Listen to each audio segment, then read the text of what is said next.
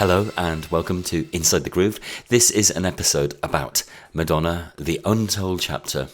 And that's a brand new 8-track EP which has been released on vinyl, on CD and streaming to supplement Bedtime Stories, which was originally released 31 years ago.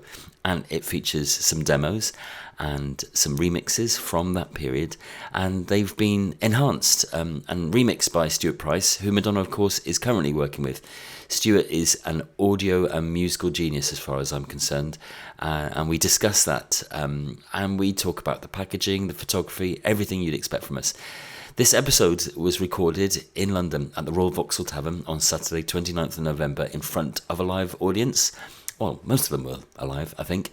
And it was a lot of fun. I'm aware that perhaps some of it doesn't translate so much to an audience that's listening rather than watching. But hopefully that might just entice you to come to our next live event, which will almost certainly be around the release of Madonna's next album, which we understand will be at some point in early 2026. And we talk about that possible new music in this episode as well. I hope you enjoy it. And yes, we hope to speak to you and perhaps see you again soon. But for now, let's travel back to last Saturday. Okay, everybody, welcome to Inside the Groove podcast on the Untold Chapter. My name's Edward Russell. I'm your host for the next hour. And I'd like to introduce to you my guests. You'll know them already, or you'll know their voices. First up, we have, talking about graphic design, Peter Falloon.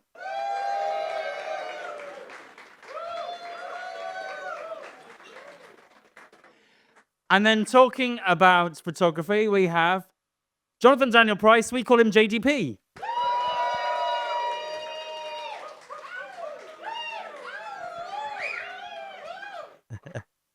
Is that your friends down there, Jonathan? Yeah, it is. Yeah. And then we have a very special guest. He has literally come over from Italy for this. The wonderful author of Madonna's songbook, Giulio Mazzolini.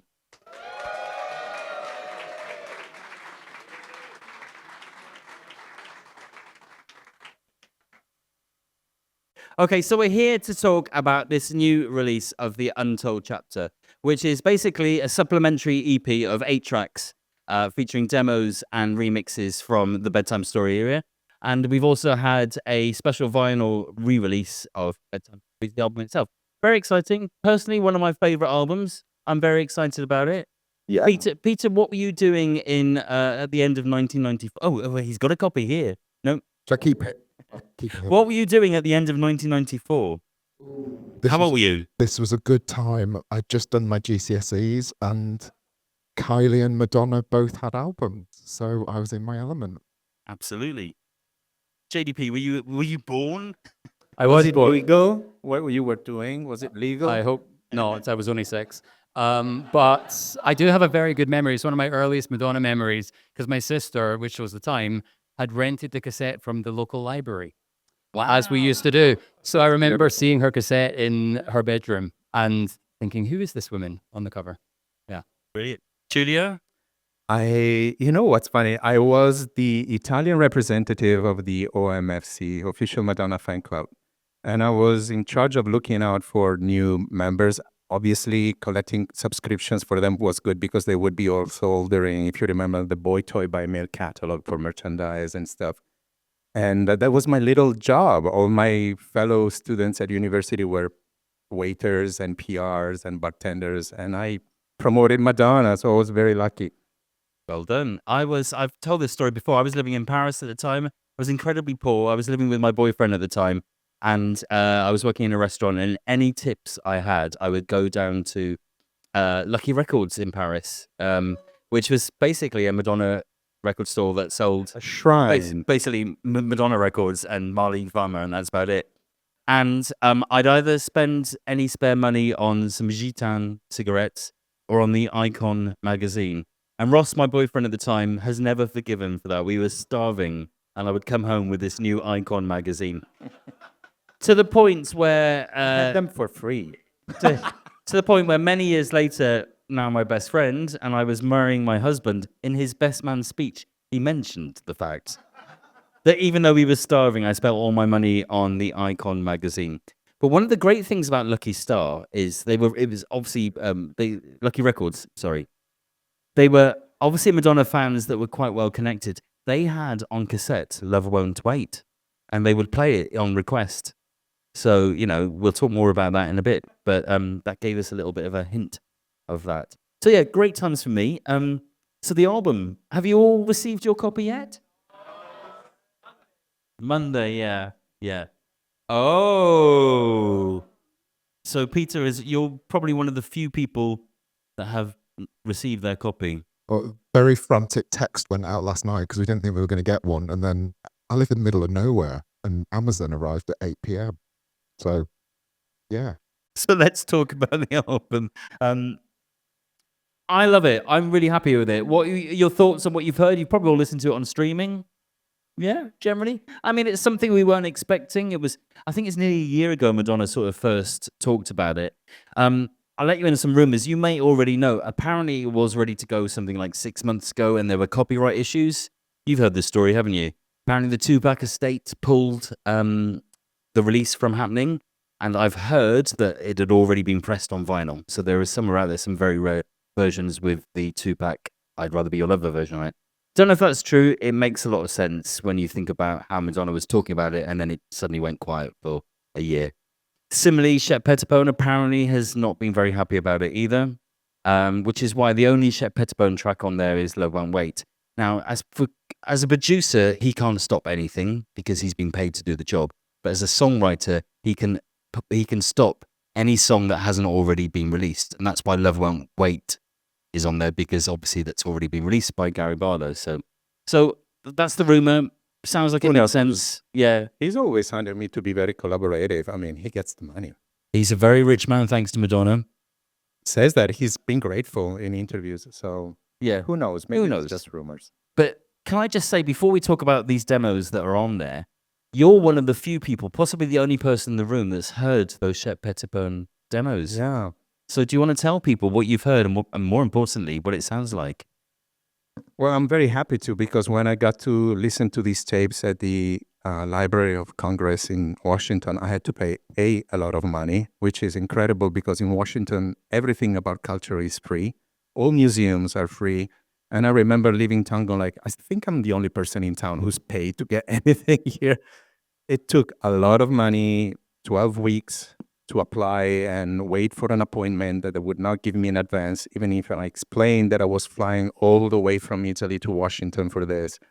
But in the end, it happened, and all I could do is try to learn every detail, leave the place, because you listen to these tapes under strict monitoring from a person sitting behind you, and you're facing a wall with just headphones on. You have to leave everything. It was really... So you couldn't even take your phone in and secretly No, record? absolutely not. So the one thing that they didn't know is that I have very good memory. I could take notes about the lyrics. And then I did it for 2 days in a row. And I went out and started singing everything into my phone so that I would capture that. So I know the songs even now because I have these reference phones that I would be singing. So let me get this right. There's about with street noise. there's about 6 tracks that she did with Shep Pettibone. I Is that think right? a bit more than that, but he sent a tape, or actually, it is also a bit messy there. They have mislocated tapes. I did apply for 20 tapes and paid for 20 tapes, but I only got to listen to like 10 of them. Some were not surprises. I thought it was a demo for Who's That Girl. It was just an instrumental track. It's the way Patrick Leonard registered copyright for that. But I was luckier in other situations. I heard the demo of This Used to Be My Playground. I heard the demo of Why Is It So Hard, which came out a few months ago with that Jamaican man doing some rap on it. And then I found these, and it was a tape with Love Won't Wait, Bring It, Something's Coming Over, which became Secret, and I Will Always Have You, which became Inside of Me. Oh, wow. We're so jealous. What will it take for you to tell us what they sounded like? I am not a musician, so it's hard for me. When I wrote, I did my best. I immediately went back to my room in the hotel and I spent hours writing the entries for my book, trying to be as descriptive as possible. Okay, so we know what Love Won't Wait sounds like. Something's Coming Over, which became Secret. What's that like? They're all very connected, the four songs, because they reference the Philly sound, the 1970s, even more than erotica demos. It's a true tribute to the 1970s Temptations and all of that atmosphere that we know Shep Pettibone loved and Madonna loved herself. And the writing is similar to, again, Love Won't Wait, because the phrases, the musical phrases are long, so it gives Madonna space for long verses and long lines, as opposed to the style in Bedtime Story, where everything is much shorter, except for maybe Love Tried to Welcome Me.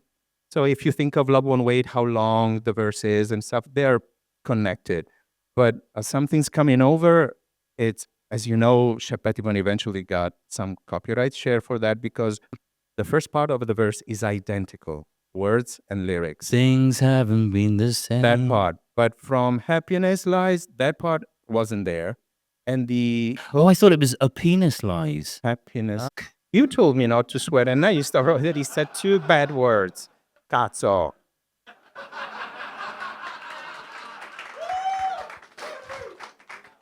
Okay. So yeah, the hook was completely different, and the how do you call it, the bridge, "Happiness Lies in Your Hand," was not there, and the hook was completely different, and it's a bit more like of a Donna Summer song, and it's very sexy, and it feels like Well, when you said Donna Summer song, like one of her sort of slower ones, or hot stuff. oh, Hot Stuff. Yeah, definitely reminded me of hot stuff because Madonna goes like, Wow. yeah, very, very disco days and very sexy, meaning that at the beginning of the recording sessions, Madonna was not sorry for making erotica and she was willing to carry on her sexual discourse, but then changed her mind. But she was unapologetic even then, and she changed her direction, but probably she was talked into it. But her intention with Something's Coming Over is definitely very erotic because it talks about, like rain having something coming over her. These people that rely on cheap innuendo, honestly, I've got no time for them. The chorus goes, "Something's coming over me. Can you feel it? Feel it, feel it. Tonight, it's coming over me." And then she goes, so super sexy, super sexy. It's incredible how she turned it into a super spiritual song. But I think you said to me once that Bring It is your favorite from those Yes, tracks. because it's super joyful. It's super. I don't know. I like Madonna's ballads, but I also like the super joyful songs. And this is cheerful and not in a cherish way. It kind of reminds me of your honesty in the way there's calls and answer in the hook. And it's oddly, Shep Pettibone prepared the track. The rhythm starts off as a song from Dangerous, Michael Jackson's album. Can Let Her Get Away. With those broken rhythm machines, and then it takes two into direction. But I was like, that was 3 years old at the time, but maybe he was just experimenting. Yeah. And I Will Always Love You, I Will Always Have You, sorry, is very bluesy. It's a late night torch song, club torch song. And is it reminiscent of the song that we eventually got? Extremely similar to Inside of Me, but she completely changed the tone, and it's not angelic. It's very sad. It's mournful. It's like love don't live here anymore. You abandoned me. She just stopped on one point of the song. She stops and she goes like, "Remember me," and the song starts again. It's very, yeah. It's very breathless. It's very sooner or later kind of. Wow. And Brilliant. So jealous you've got to hear those. I felt so sorry. I was like, people need to hear this, but I definitely didn't want to take risks legally of Yeah. tape recording this, as somebody else did in the past with the erotica tapes, the rain tapes. But I didn't want to take those risks because it's, But You wouldn't be with us today, would you? She'd have had you taken out. But I put it all in my book, so I tried my best. Thank you for that. I mean, it's brilliant because I think a lot of us thought that some of those tracks might end up on this EP, and I wanted to introduce to you a phrase that I've come up with, which is fan disappointment. And I think it's something, you know what I mean, don't you? I think we all do this as fans. You anticipate something's going to happen, and then you're really not when it doesn't. So you're like, what do you think of the new Madonna release? Oh, it hasn't got Bring It on it. You know, we do this all the time, don't we? And we all get annoyed when other people do it. We'll reply to their post going, oh, why are you disappointed? They never said they were going to do that. But we all do it. And Yeah, absolutely. And I think it's beautiful word. And if there were no spoilers, there would be no anticipation or fan disappointment. fan disappointment. Fan disappointment. That exactly the word, because I've been in contact with a friend who said, Love One Way is such a beautiful song. And instead of complaining about the sound of it, he had never heard it. And he's so happy it's come out. Yeah. So that should be the feeling. But we're spoiled by spoilers and rumors and... Yeah. The other phrase is watch the donut, not the hole. And I think as fans, you tend to... Yeah. I think as fans, you tend to look at the hole rather than the donut. There you go again. Guys, he's been preaching all afternoon to be... There's nothing rude in what I said. That's just your dirty minds interpreting it like that. No, what we look at what we haven't got rather than appreciating what we have, and we've got 8 tracks, all of which are refreshed. Even the remixes have. So Stuart Price has been involved. Stuart Price has come along and taken those original tracks and Stuart Price-ified them a tiny bit. But I love Stuart, and what he's done is very respectful to those original mixes. We haven't got the demos, but we've got a Stuart Price version of the demos. Survival is the first one, and Survival is often talked about as one of the tracks that went through a lot of versions. I think it was the one that when Nelly Hooper came on board to produce Bedtime Stories, and Madonna realised that she needed a more homogenous sound. That was the key track that he took and made sound like the rest of the album. I really like this demo. I don't like it as much as the final version because it doesn't have Donna and Nikki on it.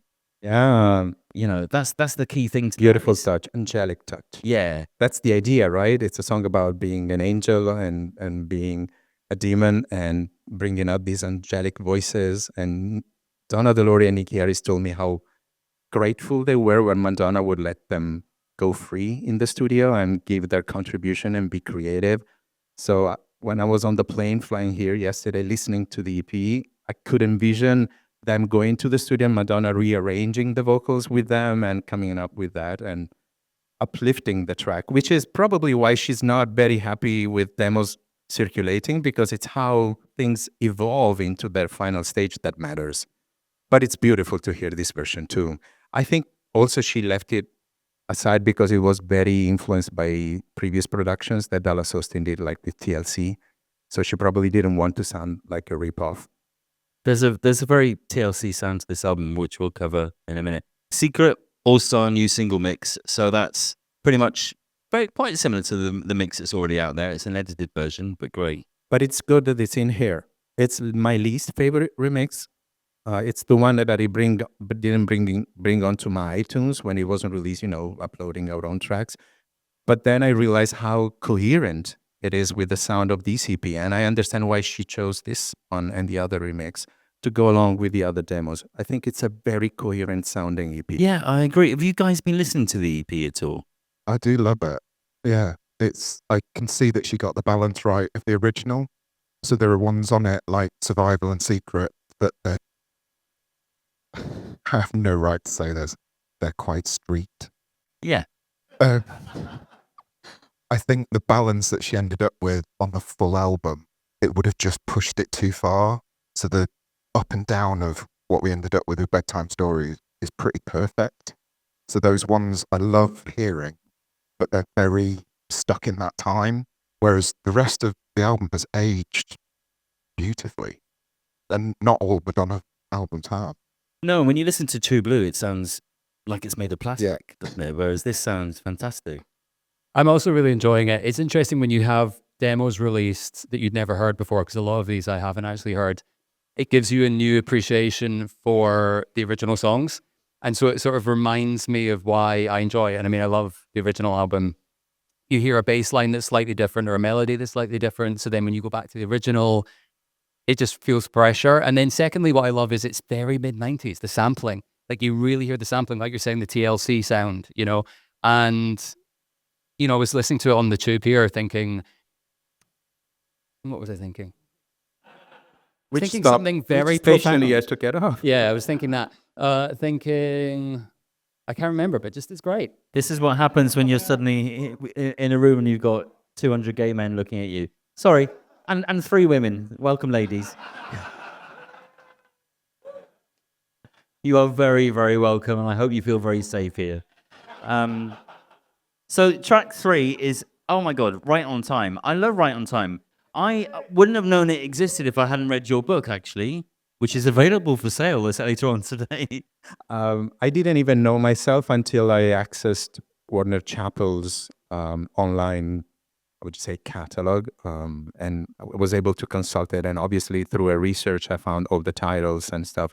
And it was misleading sometimes because there are people who have re-recorded Madonna songs and altered and changed them. So you would have to be careful. But then I found this track, and I was like, it's a mystery. I wonder what that's about. And finally, we have it. It's a great song. It feels kind of missing something. I don't know. Sketch. It's a sketch. It's a sketch. Definitely an early version that definitely Stuart Price has polished. But in the writing, it's like Don't Stop. And we'll talk about this. It has been abandoned at writing stages. Well, indeed. I mean, Don't Stop is the next track to talk about. That, and I'm sure Julio, you've got all the facts on this. Don't Stop went through more versions, I think, than any other song on the album. No, actually, the story is that it was like the demo that we're now hearing, which is beautiful to hear. And it's very rough. The whole sessions that she did with Dallas Austin, I've interviewed Tommy Martin, who's done guitars on the whole Bedtime Story album. And he was also on tour with Madonna with, no, not on Bedtime Story, but on that tour he stood in for Babyface on Wetten Das in the German show. And he also did the Power of Goodbye promo tour. He was the one with the big scarf on his head playing the acoustic guitar. He was for a while Madonna's favorite guitarist. And he told me that in the studio for a long while, for 5 years. What did he do? 5 to 6 years. She changed style with music. She chose someone else, but she found Monty.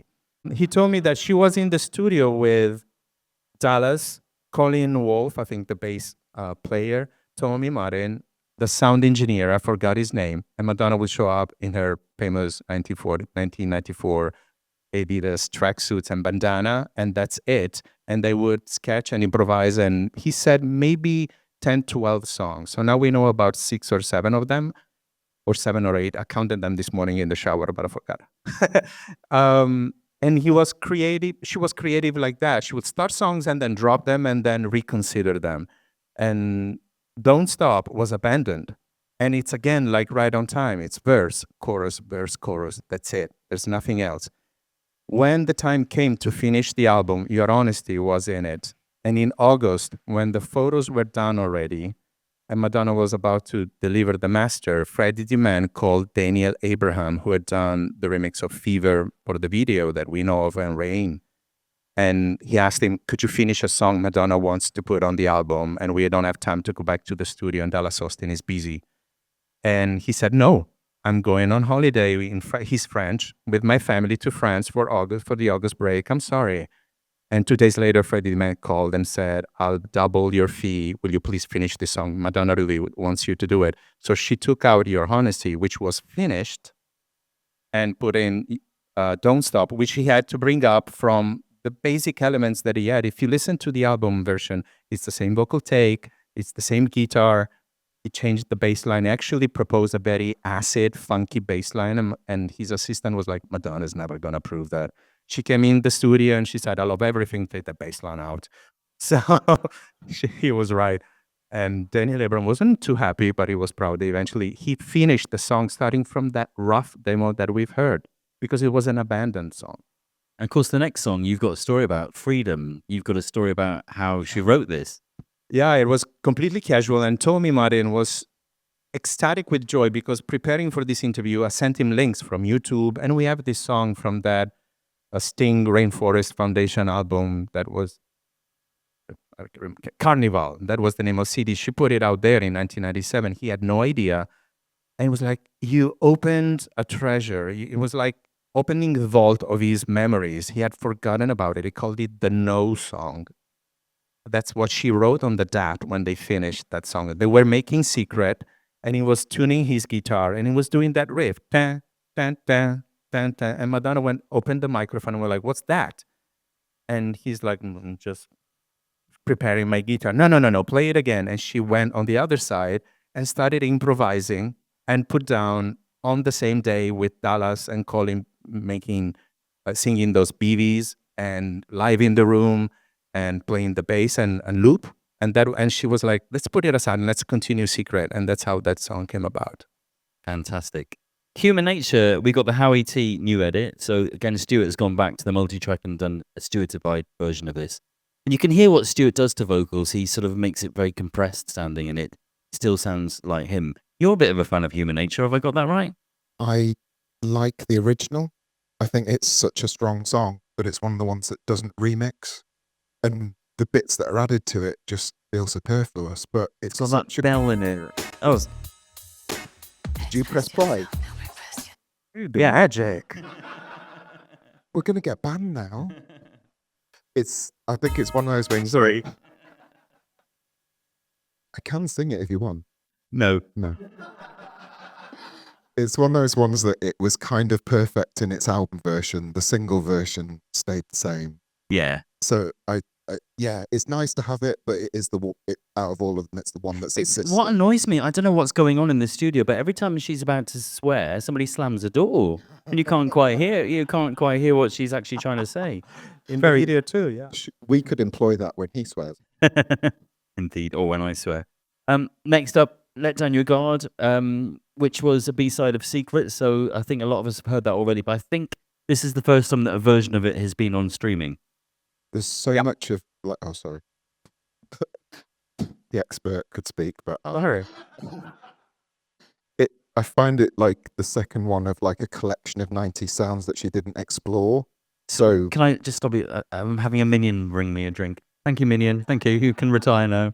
Thank you. Carry on.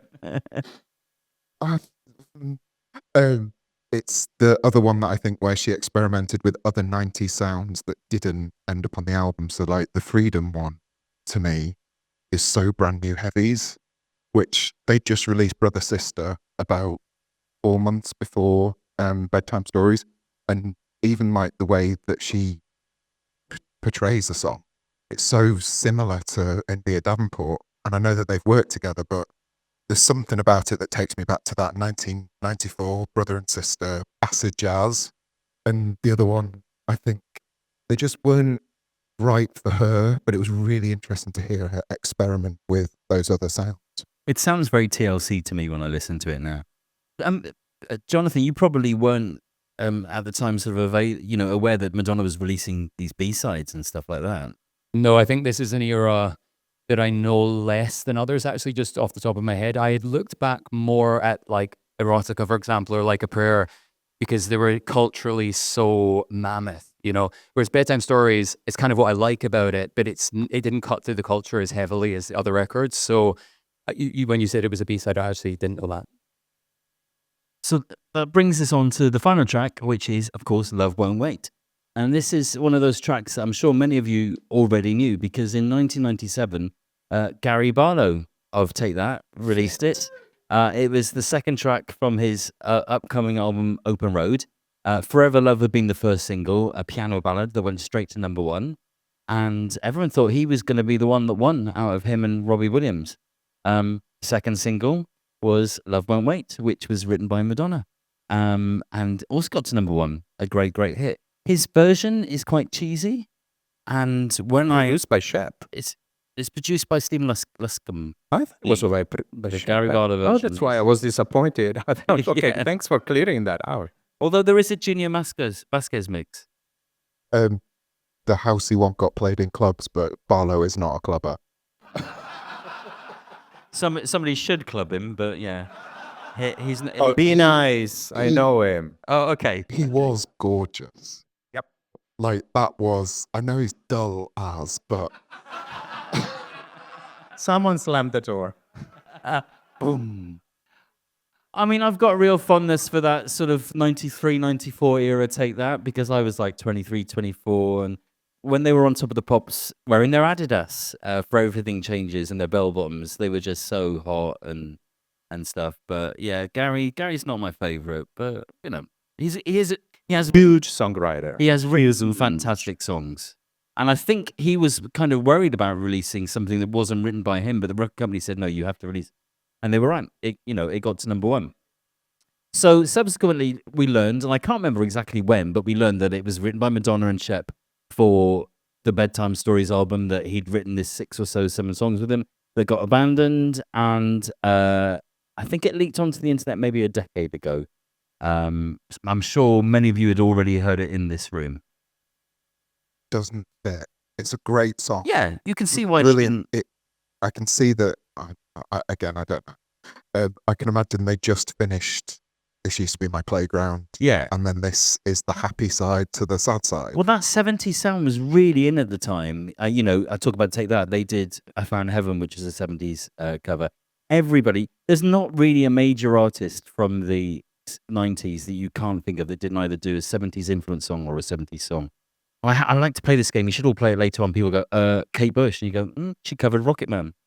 You talk about, Blur, they covered, Ash, they covered Does Your Mother Know? Virtually every artist from the 90s covered the 70s. Madonna did it. So she re-released her version of Love Don't Live Here Anymore. There's 70s samples on Erotica. And of course she did Don't Cry For Me Argentina, So every... No, she didn't. So, the 70s sound was very in. It leaked onto the internet about 10 years ago, and we all got to hear it. And I think this is where, with this release, the fan disappointment crept in, because I thought we were all going to get the studio version of it, and we were finally going to get to hear it in high quality. And it appears that that's not the case. And people have been asking, has AI been involved? Well, I'm hoping today to answer that question, and I've spent the last few days listening to it and taking it apart, ironically with AI, to try and work it out, and I'm going to present to you. Now, first of all, I am quite pro AI. I think it's going to happen. It's going to take over things, and I don't get it when people say, "Oh, I hate AI," because what does that mean? If you hate AI because you've seen those rubbishy memes of people with 6 fingers. Or whatever, that's just a tiny part of AI. It's a bit like saying you don't like fashion because you don't like the sock drawer at Primark. It's just what's presented to us on free apps is a tiny part of AI. And I think where AI can be used in songs is really fantastic. Yes, there are apps like Suno that you can speak into your phone saying, create a 70s sounding song with 90s beats that's all about feeding my dog at 9 o'clock in the evening. And it will come out with a song. It'll come out with a really catchy song, but it does work. Because it copies models that are existing. And that's why people are annoyed. What it can do, and this is where it's really interesting, is if you feed in an original song that you've written, it can come up with arrangements of it. Even that app Suno can do it. And I think that's where creativity is going to come in. And I think it's almost as exciting as sampling was, because you can then listen to that and then re-record a version based on that, feed it through again, and it might come up with, something else. And I think we're going to hear more and more artists using it. I know that's terrifying. I wouldn't be surprised if some of the top songs that we've been hearing over the last couple of years have had AI involved. But it's a bit of a dirty word. It's a tool, not a solution. It's a tool, that's a very good way of putting it, yeah. And I think, it's just people don't want to admit to it. It's a bit like Moonjaro. Nobody wants to admit they're on it. I see friends and they're like, and I'm like, oh, you've lost weight. And they're going, oh yeah, I've been lifting weights. I'm thinking, all you've been doing is lifting the skinny pen once a week. But no, it's because it's. So you're a professional in sound. Besides many other things, we trust your ear. What is your analysis? Okay, of this version? so my assumption. So listening to that version that we've got, it almost certainly is not done from a multi-track, because the quality of the various instruments, it just sounds very compressed, and there's there's not very much detail. I think they've had the cassette mix down. That maybe that's all Shep ever did because they never finished the song. So Shep ran it off to cassette. DAT tape. I don't think even a DAT tape, because I think a DAT tape is digital. It would have a higher quality. This sounds like good old-fashioned C90 cassettes. Because Reference tape, like Yeah, something a reference Madonna tape. brought home to listen to. Because there's the sort of wow and flutter, particularly on the vocals. You lose a lot of the S's, and it's not, the detail isn't on there at all. I think that is what Stuart has taken and done his best with. Now, what you can do to those kind of things, and there's fan versions of it, is you can boost the EQ. So if it's a bit toppy, you can sort of make it a bit more bassy, and if it's a bit bassy, you can make it a bit more sort of sharp sounding. But that's a bit like a seesaw. When you put the tops up, then it drops the bottom down, and so on and so You forth. make artistic choices. We've all been there. Yeah. But, if you want to make the bass louder, you're also making the bass drum louder. So it's not very good. So what you can do now, and what AI is very good at, is it can split things into stems. So it can listen to a track, and we hear a track and we can go, that's the drums. And it can do that. It can create a version. And there are free apps that do this, and you pay a bit more money, you can get really high quality versions of it. And a fully baked finished song, it can split into stems. So I think that what Stuart has done, or what the people around Stuart have done, is taken that demo from a cassette and split it into stems. And he's then gone in and Stuartified the drums. Because you can break it down. You can break it down into individual elements. I'm going to play to you. So if you take just the drums from AI,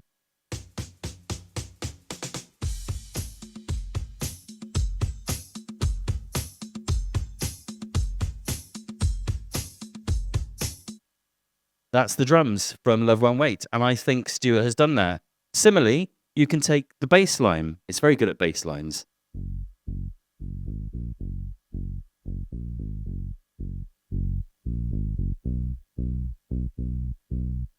So I think he's gone in used AI to take the song apart and cleaned it up. I'm pretty sure that's what's happened. So yes, I do think AI has been involved. As a music consumer, I don't think I care hugely about if a demo is released it being somewhat low quality. I actually kind of like hearing a tape recording or some muffle.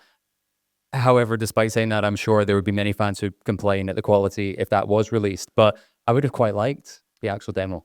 I get what you're saying, but we've been talking about how the album all feels quite homogenous, and I suppose that was the intention. Madonna's probably gone, like, if we are going to release this, can you make it all sound the same, etc. The big problem with the Stuart Price version of Love Won't Wait is the vocal. And he's done something to the vocal, and this is where people have got a bit upset, because they're wondering if AI has been involved on the vocals.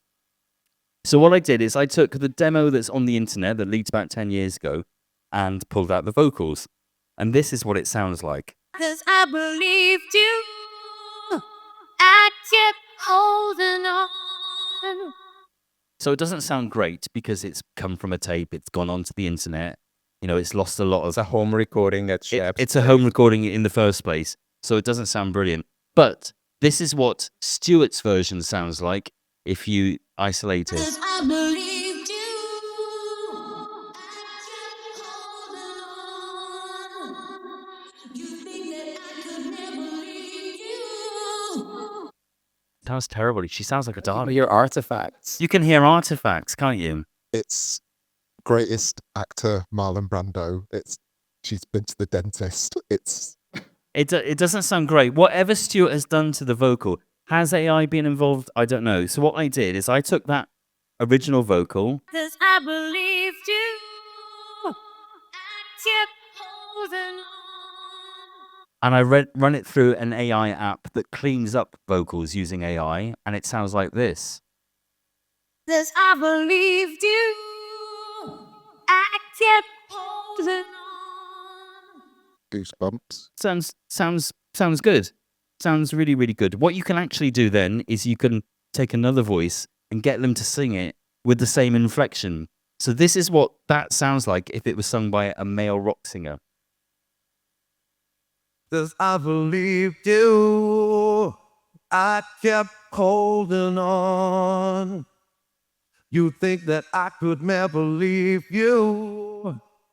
What you can actually do is you can feed in Madonna's voice from the various multi-tracks we've got out there and get it to output Madonna singing Madonna. Now, I didn't do this because I think that's morally dubious. And I was not going to stand up or sit up here on this stage and say, I've just fed Madonna's vocals into AI. I'm kind of fascinated by it. And if anybody ever wants to do that, I will listen to it. But I didn't do that. I then mixed her demo vocals with the cleaned up vocals that I came up with. And this is what it sounds like. 'Cause I believed you. I kept holding on. And that's, 'Cause I believed and that's Do It. you. I kept holding on. So you're better. Actually, I do agree. I do agree. I think Stuart is a genius. I really do. And we do know that he's aware of this podcast. He might be listening to this going, damn that injunction that prevents me talking about what I've actually done. Because so to answer the question, has AI been involved in this remastering or whatever of Love Won't Wait? Yes, it's definitely been involved to clean up the music. I'm positive of that. I would put my house against that. I think that's definitely been used. Has it been used on her vocals? I don't think so, because I think if it had, they would sound better. I think he's... Technically, you mean? Yeah, technically, yeah. Technically, they would sound better. This is I a think- Madonna fan podcast. I think he's applied what he normally does to Madonna's vocals to the demo version that's been extracted by AI, and that's what it sounds like.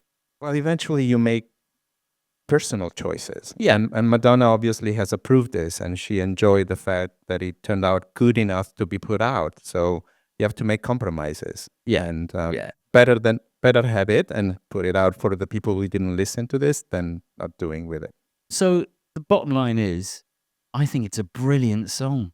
I Amazing one. really, really like it. It's such a catchy little tune. I sing it around the house, and my husband starts singing it, going, "Stop singing it! I can't stop singing it too." It's great, and I don't know why she didn't release it on Something to Remember the following year, because it kind of may have fitted on that. It's kind of a love song. Who knows? Who knows? So those are the tracks from the Untold Story, and we're going to do what we always do now and talk about how it's been presented to us. Peter, you received your copy in the post yesterday. Did. It's very exciting. Do you want to do photography first, or? No, yeah, we should talk about the photography first, because basically this is Paolo Reversi. Is that how it? This is Paolo Reversi. For the first time, I'm feeling under pressure because Giulio is a true knowledgeable man around this and has done a lot of research. If I get anything wrong, feel free to correct me. At least I know the photographer's name. It is Paolo Reversi. This was shot before the records artwork that we saw with Bedtime Stories. And Madonna had seen his work through things like Vogue Italia. He works a lot in fashion. You might have seen his work recently shooting Miley Cyrus for Margiela, so he still works. He's known very much for this sort of painterly style. It's very romantic. It's very soft. I love his work. And I can imagine in the meetings before the record, and this is just coming from Madonna's mind, moving away from this harsher look of erotica and the more sexual appearance. She was moving in this direction, which is what he's known for. So prior to this release, we didn't actually see many of the photographs. We, I guess, got The Hand with the Flower with Bedtime Stories. Was it the UK single that was on yet? And I think there was one or maybe two other leaked images, but we've got a few more now. Our shiny vinyl for Bedtime Story here in the UK had a Exactly. close-up.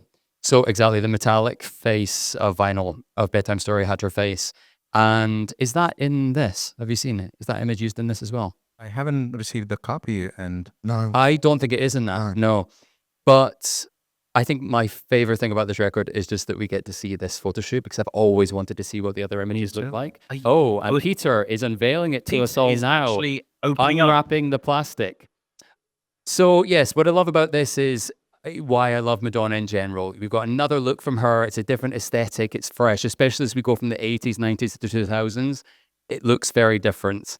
If I was to give one critique of this, when you see close up on the vinyl, it's been digitally altered. And one of my issues with the reissues is, for example, with like a Prayer and Like a Virgin, it's like they've scanned the original vinyl and reprinted it from a scan rather than going to the negatives.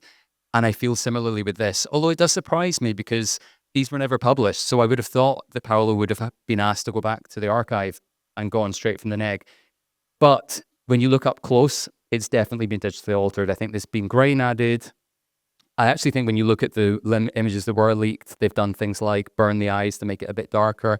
So yes, but they're beautiful photographs. And I feel like that's everything I was going to say. A bit touched up. I mean, changing the pace because Roversi is always very cold and grayish, but with a palette of colors that is beautiful and also a bit blurry in its choice. If you remember, the first picture we saw was Madonna gave an interview to Aperture magazine, which is a photography magazine, and she gave this photo saying the label turned down this photo session that I did with Paolo Roversi because they said it didn't read well for marketing purposes. And you could see this black and white picture with the eyes seems like doubled. It's a bit out of focus. And in this case, they're very pop. So probably she got permission or she changed a bit the tones of the color to be more up to the Patrick de Marchelier version of this shoot. That's exactly right. He does a lot of long exposure. So even if it is sharp in focus, it will be slightly soft. And from that Aperture magazine, it's one of the only times we've had Madonna talk, I guess, directly about a photo shoot, well, from this time. And what I find interesting is, we're in 94 at this point. 2 albums before, we don't even need Madonna's face on the cover. And now they're worried that she's not recognizable enough for it to sell. So, we've really shifted. So Madonna was kind of forced to do a new photo shoot for the Bedtime Stories album. And we got that absolutely gorgeous shoot. Do you want to talk about that? Yeah, so that one is by Patrick de Marchelier. And if anyone watched America's Next Top Model, you will know that Tyra Banks was obsessed with saying that she's done a photo shoot with Patrick de Marchelier. He was held in quite high regard. He still is.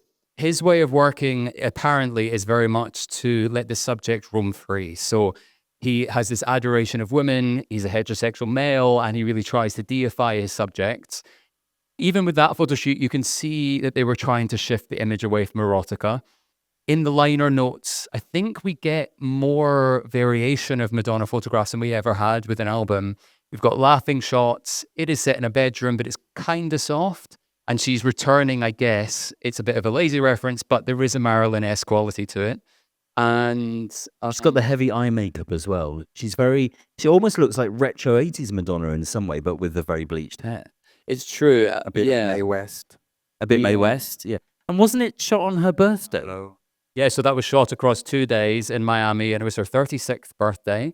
And yeah, there's some stories going around of how wild and debaucherous that party got. But I think it was the day of the party, and she wore the slip dress to the party that evening, which was Versace. So yes, Pose Miami, with the dog. August. Pose with the dog. Yeah. Pose with her dog. Yeah. What was the dog called? Papito. Papito. Okay, Wing so something? So he started to do it, but I asked him to stop because I'd liked Peter to open up in front of you. Live. Again, slam So- the door. So for those of you listening at home, he has got the vinyl, which is sealed in plastic, and he's opened the plastic, and he's putting out his 12 inches. We are going to see inside the groove, inside Peter's... 12 inches. Oh, he's having trouble getting it out. It's an age thing, I think. It's too big. He's trying not to break it as he does it. And here, you can't unsheath it, can you? Oh, here it comes. Oh, wow.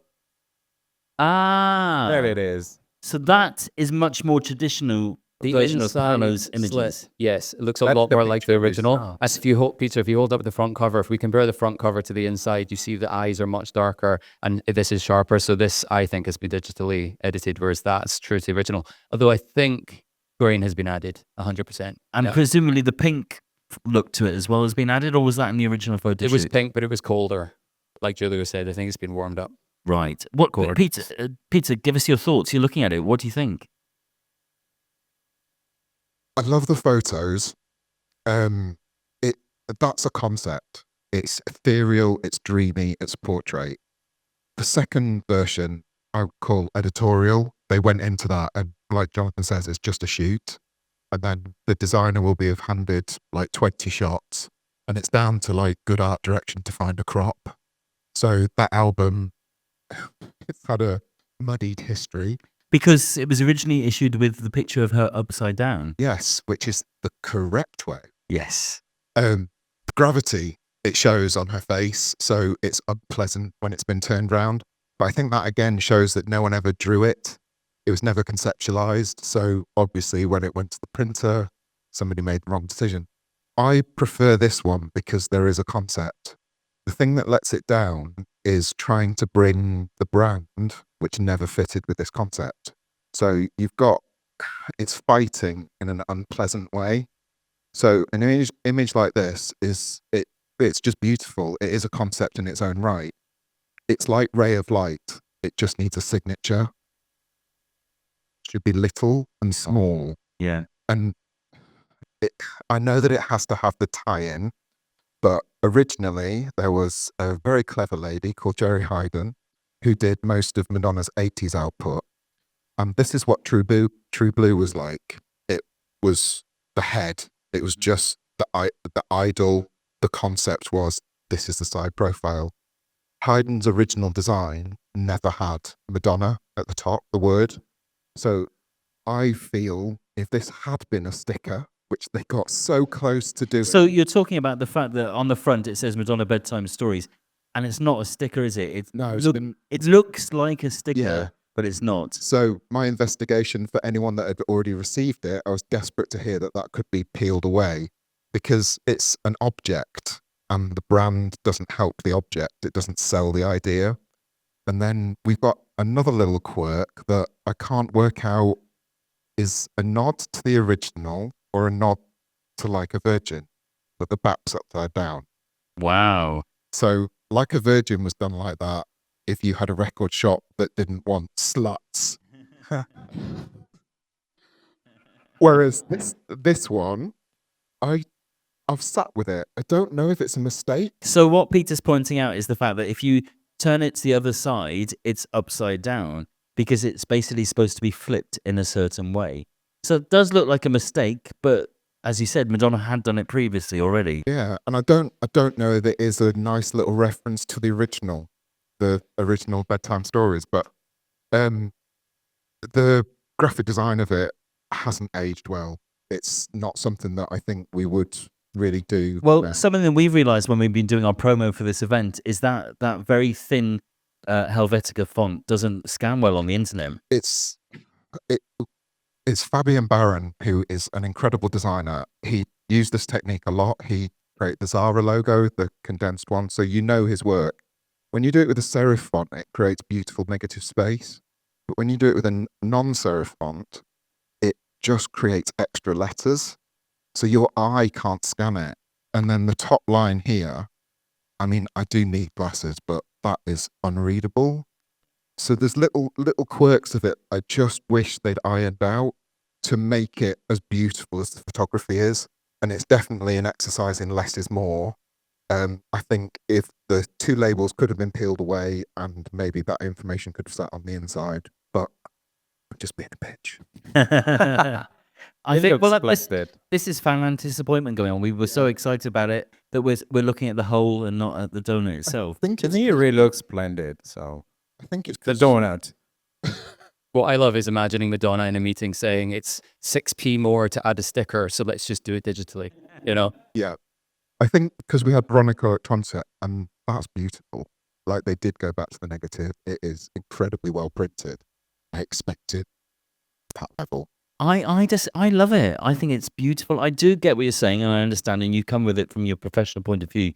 But I can't wait to have a copy in my hands and in my own hands and hold it. You know. It's beautiful, but it's beautiful because of the photography.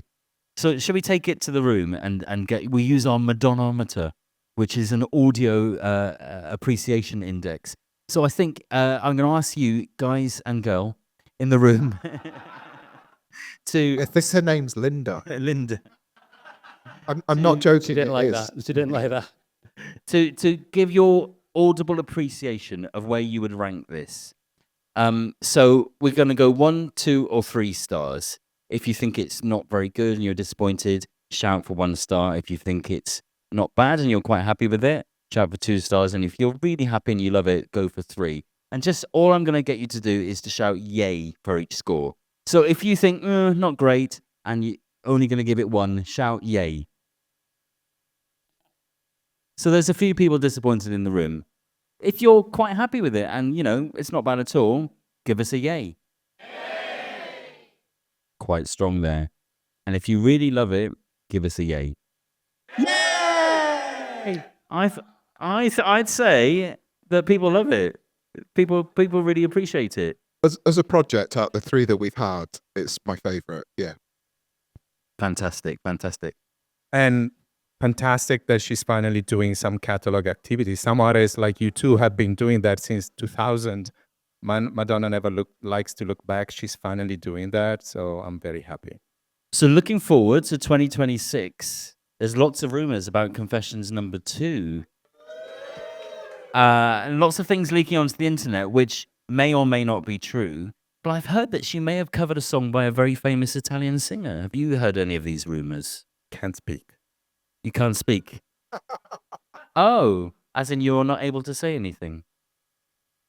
Okay, see. That's very interesting.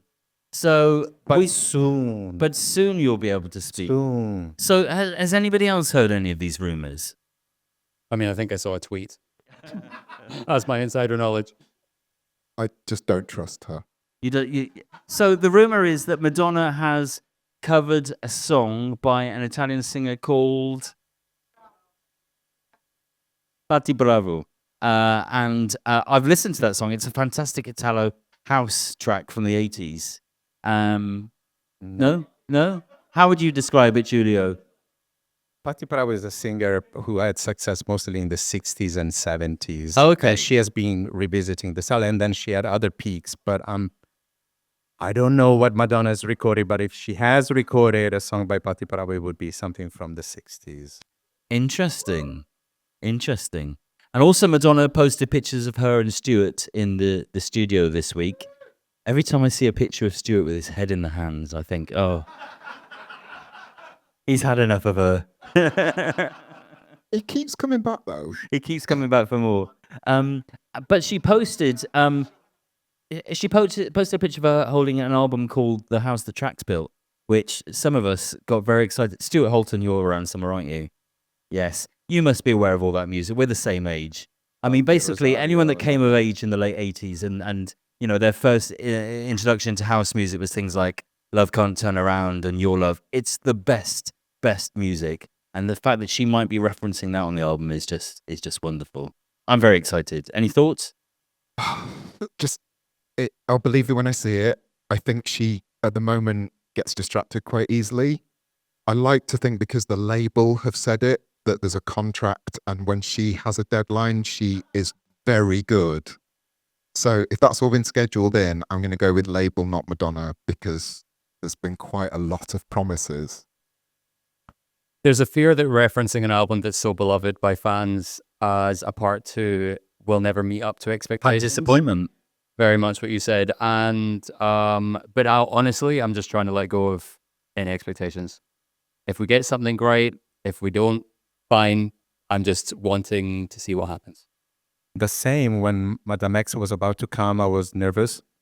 And then I kept thinking, what is she going to give? And, it's never going to be Vogue again and stuff like that. But I've worked with many artists who have had long careers, and, you never reach your peaks again, but you can be these people, very few people like Stevie Wonder and Madonna have an incredible talent at songwriting, and they can achieve anything great even after 40 years. And if you put down your anticipations, then you have no fun and disappointment.